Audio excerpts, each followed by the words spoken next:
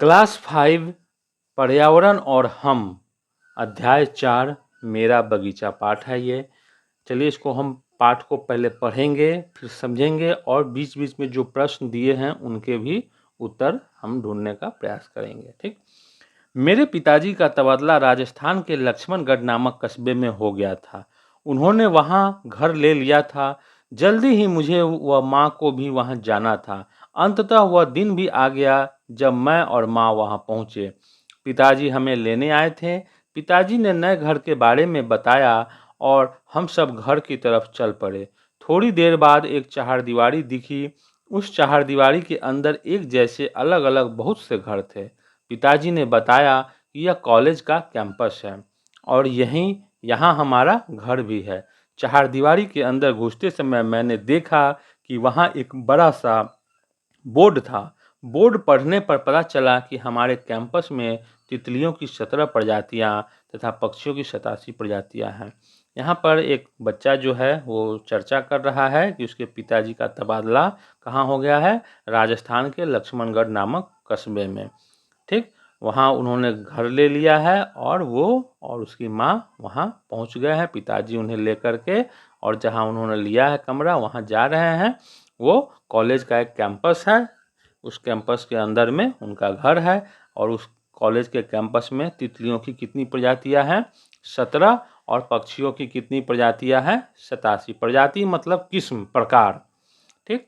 कितने तरह के तितली हैं, कितने तरह के पक्षी हैं। ठीक। तो वो प्रजातियां हो गई।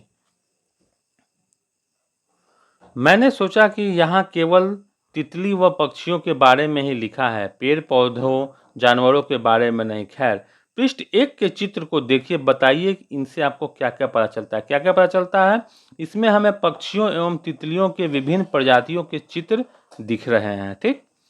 आप अपने इलाके के कौन कौन से जंतु जानवर या पेड़ पौधों के बारे में जानते हैं? तो गाय, बैल, भैंस, हाथी, खरगोश, बिल्ली, कुत्ता, ये सब जंतु हो गए। और पौधे हो गए आम का पेड़, पीपल, कटहल, सागवान, शीशम इत्यादि। ठीक। किन्हीं 2 जंतु एवं 2 पेड़ के बारे में लिखिए। गाय, हमें दूध प्राप्त होता है गाय से। गाय से और भी बहुत सारी चीज़ें हैं, तो एक एक लाइन लिखना है। कुत्ता, यह वफादार जानवर है। आम, इससे हमें फल एवं लकड़ियाँ प्राप्त होती है। कटहल, इससे हमें फल, सब्जियां और लकड़ियाँ भी प्राप्त होती है। ठीक। इन सब के बारे में आपको कैसे पता चला? तो आसपास देखकर एवं बड़े लोगों द्वारा पूछने पर पता चला। ठीक है। अब आगे है, स्कूल से जब फूल, पत्ती एवं पौधों के 10 अलग अलग किस्मों की हर्बेरियम के लिए इकट्ठा करने को कहा गया, तो मैंने सोचा कि कैंपस में घूमकर इकट्ठा कर लूँगा। माँ ने बताया, यही घास वाले बगीचे के आसपास देख लो। घास वाले बगीचे में ही मुझे 11 तरह के पौधे, फूल, पत्ते और किसी किसी में फल भी मिल गए। हर्बेरियम क्या है यह तो पता नहीं था, मगर इसके बारे में सोचने के बजाय और पौधों को देखने लगा। जहाँ एक ही प्रकार के पौधों को दूब घास उगाकर घास वाला बगीचा बनाया गया हो, वहाँ आखिर इतने तरह के पौधे कहाँ से आए? मैं हैरान हो गया। ठीक। वो हर्बेरियम के बारे में यहाँ चर्चा हुई है। आगे हम हर्बेरियम के बारे में आपको बताएंगे, हर्बेरियम क्या होता है। तो चलिए, प्रश्न है इस पर, घास वाले बगीचे में अलग अलग पौधे के मिलने का क्या कारण हो सकता है? दोस्तों से चर्चा कर लिखिए। क्या होगा, यहाँ अनेक तरह के पशु पक्षी एवं प्राणी आते जाते हैं, जिनके माध्यम से बीज वहाँ पहुँचते होंगे तथा उनके विकास की सभी साधन जो है उन्हें पर्याप्त मात्रा में मिल जाती होंगी। इस तरीके से वो विकसित हो पाई होंगे। आप इसको पॉज करके और क्वालिटी बढ़ाकर या जूम करके आप लिख सकते हैं। अब है अगला पेज, और अभी तक वीडियो को लाइक नहीं किए हैं तो लाइक जरूर कर दें। मैंने घर के पास वाले तालाब को तो अभी तक देखा ही नहीं था। पता नहीं और कितने प्रकार के पौधे वहाँ होंगे। मैंने जिन पौधों को इकट्ठा किया उनमें से कुछ इस प्रकार है। ये पौधे हैं, 6 प्रकार के उन्होंने पौधे को इकट्ठा किया है और पौधों की पत्तियां भी इस प्रकार हैं और इनमें लगने वाले फूल भी हैं। ठीक। क्या क्या इकट्ठा किया? 6 प्रकार के पौधे हैं, इन पौधों की पत्तियां हैं और उन पत्तियों के फूल हैं। ठीक। अब यहाँ पर है, दिए गए चित्रों को देखकर मिलान कर लिखिए कि कौन से फूल और पत्ते एक ही पौधों के हैं। जैसे यहाँ चित्र 1 में पौधा है, 2 में पत्ती और 3 में फूल है। तो 4 नंबर जो पौधा है उसकी पत्ती जो है 6 नंबर की है और फूल 3 नंबर के हैं। 1 नंबर का जो पौधा है उसकी पत्ती 4 नंबर है और फूल भी 4 नंबर के हैं। 2 नंबर के जो पौधे हैं उसकी पत्ती 2 नंबर और फूल भी 2 नंबर पर है। 3 नंबर पर जो पौधा है उसकी पत्ती 3 नंबर पे है और फूल 5 नंबर पे है। 5 नंबर का जो पौधा है उसकी पत्ती 5 नंबर और फूल 6 नंबर पे है और 6 नंबर का जो पौधा है उसकी पत्ती 1 नंबर पे और फूल भी 1 नंबर पे है। तो इस तरीके से आप पेज को पलट करके और अच्छे से समझ सकते हैं। ठीक। 2 एक जैसे पौधे। पौधा छांटते समय दूब घास के पौधों पर मेरी नज़र गई। याद आया, माँ ने पूजा के लिए एक जैसे 3 पत्ते वाले दूब मांगा था। मैंने हर्बेरियम के लिए इकट्ठा किए गए पौधों, पत्तों और फूलों को एक तरफ छोड़ रखा था और 2 एक जैसे दूब के पौधे ढूंढने में लगा हुआ था। काफ़ी देर तक उलझा रहा। ऐसा क्यों है कि 2 एक जैसे दूब घास के पौधे ढूंढने में दिक्कत हो रही थी? सोच कर लिखिए क्या होगा इसमें। घास के पौधे में कई पौधे 2 पत्ते वाले तथा कई पौधे 3 पत्ते वाले थे, जिसके कारण दिक्कत हो रही थी। ठीक। अब आगे है, आप भी अपने घर के पास दूब के एक जैसे पौधे ढूंढने की कोशिश कीजिए। जड़ के पास पानी डालकर खुरपी या ऐसी किसी चीज़ से पौधे को निकालिए। करीब करीब एक जैसे 2 दूब घास के पौधे निकालिए और उनको गौर से देखिए। उनका परीक्षण कुछ इस प्रकार से कीजिए। उन पौधों में आपको क्या समानताएं नजर आईं? पहला, पत्ती का आकार एक जैसा है। दूसरा, डंठल एक जैसे हैं। 3, फूल एक जैसे हैं और ऊपरी भाग एक जैसा है। ठीक। और 5वां, वह हरे रंग के हैं। ये सारी जो है हमें समानताएं नजर आई। उन पौधों में तुम्हें क्या भिन्नताएं दिखी? जैसे भिन्नताएं, पत्ती की लंबाई एक जैसी नहीं है। 2 पत्तियों के बीच की दूरी समान नहीं है। वृद्धि का दर भी समान नहीं है। जड़ समान नहीं है। एक जगह पर उगे नहीं हैं। 2 पत्तियों की दूरी समान नहीं थी। ये सारी भिन्नताएं जो है हमें नजर आई। अब है, आप इस तरह का अवलोकन ऐसे और भी कुछ छोटे पौधों के साथ कर सकते हैं, जैसे सदाबहार के छोटे पौधे या किसी मौसमी फूल के पौधों के साथ। ऐसा करने में मुझे तो बड़ा मज़ा आया। अब आ जाते हैं हर्बेरियम। हमने आपको बोला हुआ था कि आगे हम बताएंगे हर्बेरियम कैसे बनाएं। अरे, मैं तो हर्बेरियम के लिए इकट्ठा किए गए पौधों के बारे में भूल ही गया था। मैंने देखा कि सारी पत्तियां सिकुड़ गई हैं, सारे पौधे भी सूख से गए हैं और कुछ फूल भी सिकुड़ गए। माँ को बताने पर उन्होंने कहा, बेटा, एक एक पौधे को अखबार के मोड़ के अंदर तह लगाकर रखना होता है, फिर इस पर वजन रखकर कुछ दिनों के लिए छोड़ देना होता है। पौधे सूखते हैं मगर सिकुड़ते नहीं, फिर इसका एल्बम तैयार कर सकते हैं। क्या हुआ? हर्बेरियम कैसे बनता है? पेपर का तह लगा करके उसमें पत्तियों या छोटे पौधे जो भी हैं, फूल हैं, उनको रख दिया जाता है ताकि वो सिकुड़े नहीं लेकिन सूख जाए। ठीक। और उसके बाद जो है उसके ऊपर वजनदार सामान रख दी जाती है और फिर कुछ दिनों के बाद उसे जब वो सूख जाते हैं तो एल्बम तैयार कर सकते हैं। माँ ने हर्बेरियम बनाने के लिए क्या क्या कहा, क्रमवार लिखिए। तो अभी आपको बताया गया, सबसे पहले वृक्षों या पत्तियों या पौधों या जो भी हैं को अखबार को मोड़ के अंदर रखना होता है। उस पर कुछ दिनों तक वजन रखकर छोड़ दिया जाता है, जिससे वे पौधे सूखते हैं परंतु सिकुड़ते नहीं हैं। फिर उसका एल्बम तैयार किया जाता है। ठीक है। अब है, हर्बेरियम बनाने के लिए मुझे दोबारा पौधे इकट्ठे करने पड़ेंगे। अगले पृष्ठ पर बढ़ते हैं। हर्बेरियम बनाने के लिए क्या तैयारी करनी होगी? सबसे पहले पत्तियों, फूलों या छोटे वृक्षों के तनों को अखबार के मोड़ के अंदर रखना तथा उस पर भारी वस्तु रखकर कुछ दिनों तक छोड़ देना, फिर एल्बम तैयार करना, ये तैयारी करनी पड़ती है। हर्बेरियम तैयार करने के लिए पौधों को किस प्रकार से रखना चाहिए। अखबार के मोड़ के अंदर रखकर उस पर भारी वस्तु रख छोड़ देना चाहिए। ठीक है।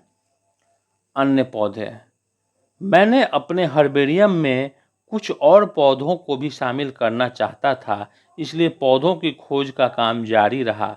मैंने एक दिन पास के तालाब में कुछ ऐसा पौधा देखा जो घास वाले बगीचे में लगे पौधे तो ऐसे थे। चित्र देखकर दोनों पौधों की तुलना करके लिखिए। अब तालाब का पौधा और घास वाले बगीचे का पौधा दोनों में तुलना करना है। पौधों के अंग, बगीचे के पौधे और पानी के पौधे। अब जड़ें झाड़ीदार होती हैं बगीचों की और पानी वालों की ज़्यादा झाड़ीदार। पत्तियों का रंग, बगीचे का ज़्यादा हरा होता है और पानी का हरा होता है। पत्तियों का आकार, बगीचे वाले का पतला और पानी वाले का बड़ा होता है। पत्तियों के बीच की दूरी, बगीचे में अल्प और पानी वाले में अधिक होती है। ठीक है। तालिका पूरी करने के लिए अपने अन्य साथियों से इसके बारे में चर्चा कीजिए।